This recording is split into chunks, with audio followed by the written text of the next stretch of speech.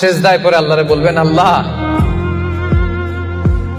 এই পৃথিবীতে আমি ছাড়া তোমার গোলামের অভাব নাই, কিন্তু তুমি ছাড়া আমার দ্বিতীয় কোনো রব নাই।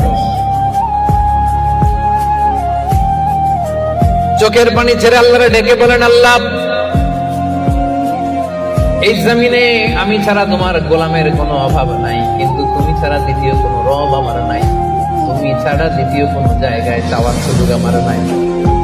চোখের পানি ছেড়ে আল্লাহরে বলেন, আল্লাহ কোরআনে তুমি শিখিয়েছো ফরিয়াদীদেরকে কেউ যদি চায় ওই ফরিয়াদীদেরকে বারণ করা যায় না, তুমি কেমন করে এই অভাগা ফরিয়াদীকে আজকে ফিরিয়ে দিবা। চোখের পানি ছেড়ে আল্লাহর কাছে চান, সব তিনি দিয়ে দিতে পারেন। চিল্লায় বলেন ঠিক কিনা?